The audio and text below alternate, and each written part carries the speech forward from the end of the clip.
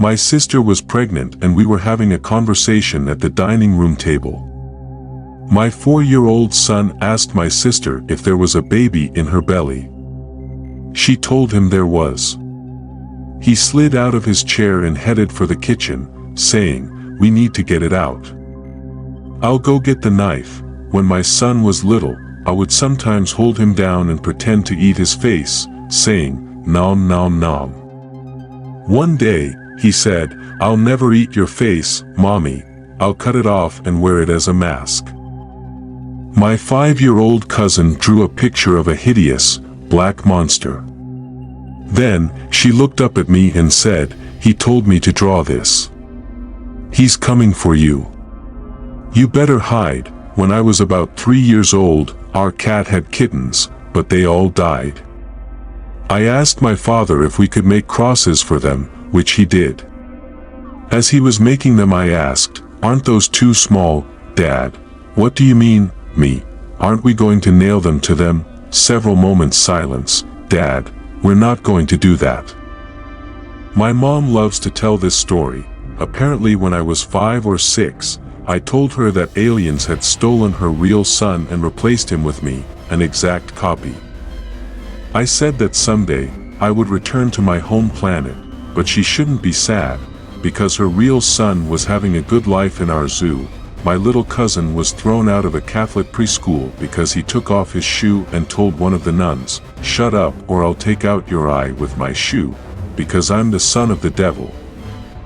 Apparently that was the last straw. I was awoken from a deep sleep at around 6 a.m. My 4-year-old daughter was standing over me and her face was inches from mine. She looked right into my eyes and whispered, "I want to peel all your skin off." For a few seconds I was terrified. In my sleep-addled state, I didn't know if I was dreaming or what was going on.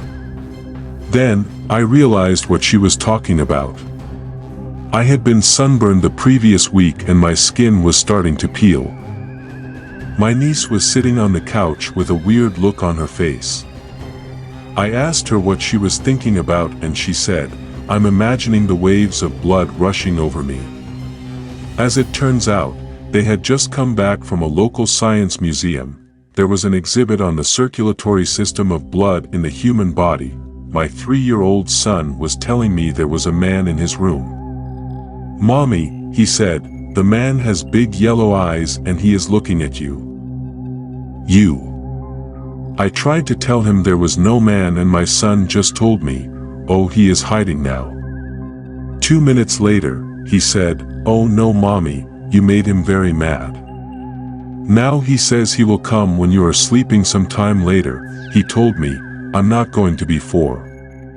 I'm going to die and you will put me down in the hole." I assured him that wasn't true and asked who had told him that. He got very quiet and replied, "The man told me. But I will be scared, so after 3 nights you will die too." I was in the basement of my friend's house with her 2-year-old son. He took my hand, led me over to a brick chimney that had a rusty metal door on it and said, "That's where the dead babies go." I was looking at houses with my brother and his 3-year-old son. As we passed the school, the little boy said, "If you buy a house here, that's where your kids will go to school." Then, we passed a pool and the little boy said, "And that's where your kids will go to the pool." Then, we passed a cemetery and he said, "And that's where you'll bury your kids." One night, when my daughter was 4, I overheard her talking in her room. I poked my head in and asked if she was talking to me. "No," she replied. "I was talking to the little boy who lives in my closet. He's dead." I jokingly asked my little cousin, "What's the best way to get a girlfriend?" His response was, "Tell her to be my girlfriend or she'll never see her parents again." One day, totally out of the blue, my 5-year-old son said, "Before I was born here, I had a sister, right? Her and my other mom are so old now. They were okay when the car was on fire, but I sure wasn't." One day, my 3-year-old son hugged my wife and said, very seriously, "Mom, I promise I won't ever chew on your bones." My 5-year-old daughter had night terrors and she would sometimes scream in her sleep. One night, I said, "Mommy's here. It's okay." She looked right at me and screamed, "Mommy." "But who is that behind you?" A few months ago, my 3-year-old daughter was playing outside in our backyard. My wife was sitting on the back step and my daughter came up and asked her if she could play with the little girl on our slide.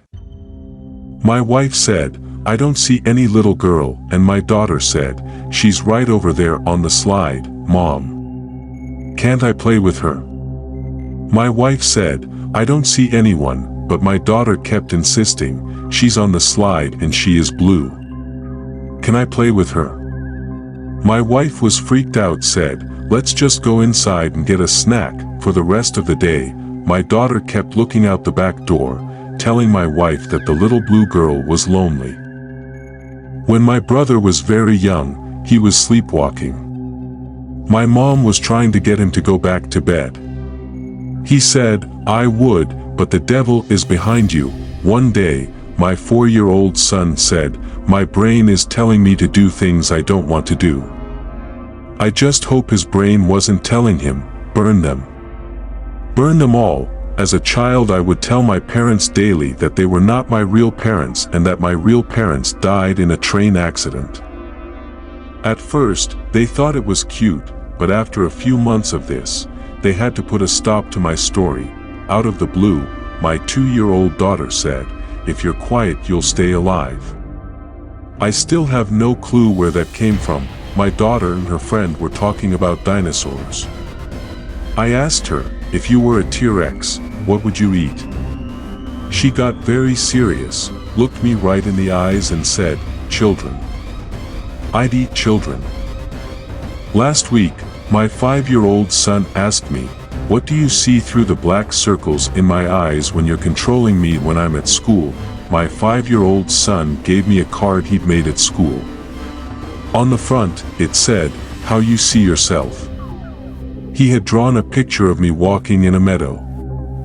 I was surrounded by blue skies, a blazing sun, green grass, and butterflies. There was a big smile on my face. Inside, it said, "How you really are." There was a picture of me in a jail cell, gripping the bars. I work in a preschool. There is a small toy kitchen in our classroom that the kids use for playing house. There was one little girl who was playing with a baby doll, rocking it back and forth and singing to it. Suddenly, she shoved it into the toy oven, slammed the door shut, turned to me and said, "Sometimes bad babies go in timeout." My mother told me that when I was a little girl, I saw some guy at the grocery store and started screaming and crying. It was so bad we had to leave, and when we got back to the car, my mom asked what was wrong. I told her he took me away from my first mom and hid me under his floor and made me sleep for a long time until I woke up with my new mom. It totally freaked my mother out. My daughter told me that there is a woman in her bedroom who watches her and sleeps on the ceiling above her bed. She also says the woman doesn't like me and wants to eat my heart. A few days after my dad passed away, my mother and I were awoken in the middle of the night by a furious banging noise.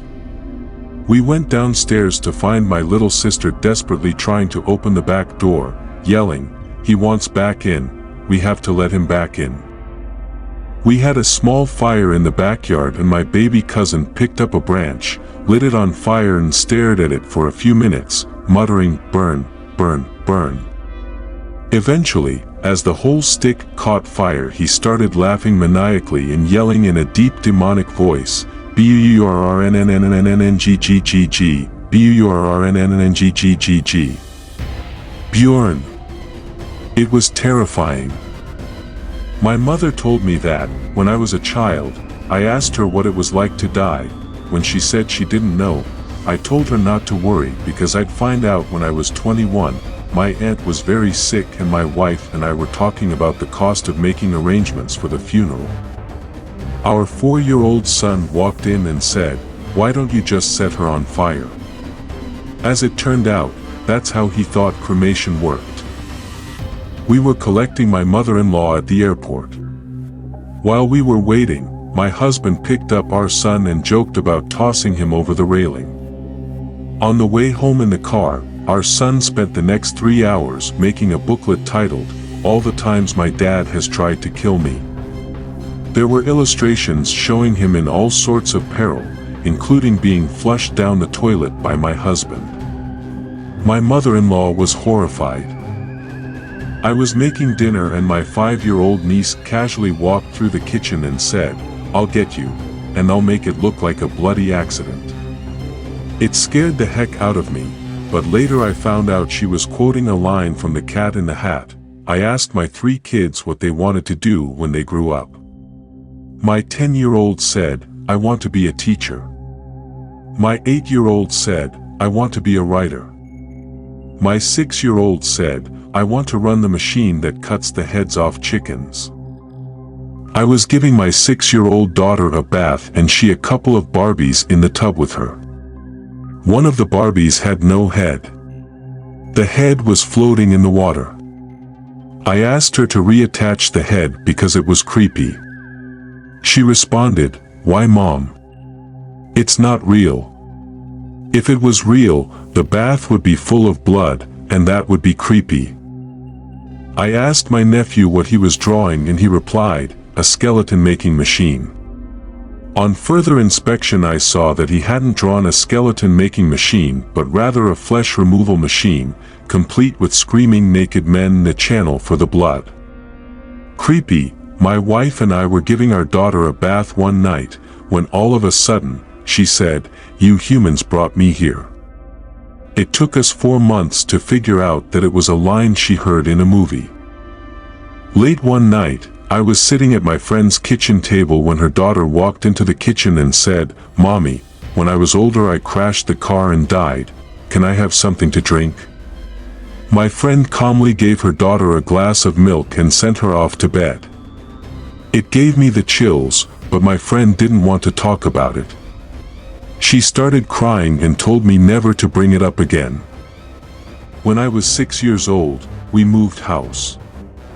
I said, "My mother, the lady who used to live here told me that she hates the wallpaper and you are covering up her note.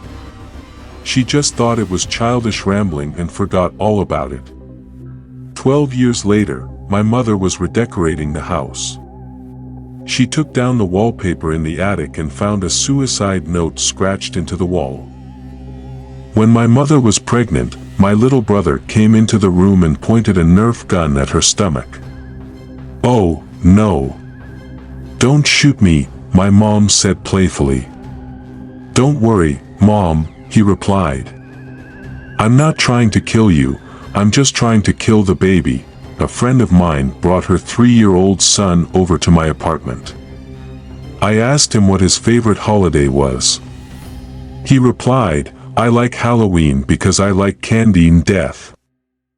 I was minding my own business, working in the garage when the door creaked open and my 2-year-old son popped his head in and asked, "Daddy, are you dead yet?"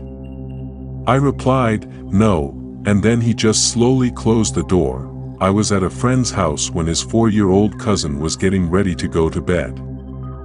He stopped at the top of the stairs, turned around and with a very serious face said, "I'll control your dreams and make them nightmares." My son was 4 and his sister was almost 2. I had to go to a meeting and I couldn't read them a bedtime story. I promised I would read them too the following night to make up for it. My son said, "It's okay, Mom, Auntie Tracy will read to us." I felt the hairs go up on the back of my neck. "Who?" I asked. "Auntie Tracy, Mom," he said, "she looks just like you. After we go to bed she reads and sings to us."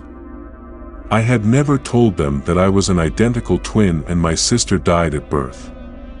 Her name was Tracy. My wife was making a sandwich for our 4-year-old son. He was watching her really intently and she asked what he was doing. He replied, "I'm watching you make a sandwich. So I know how to do it when you die." While I was cooking dinner one evening, my 4-year-old daughter came in and wanted to help. "You're not going to touch the stove, are you?" I asked. "No," she replied. "Do you know why you shouldn't touch the stove?" I asked.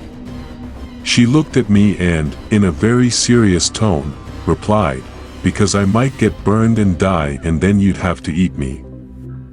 I was blowing my nose into a tissue and my 6-year-old daughter asked if she could see it. I said no and she responded with, "I promise I won't eat it."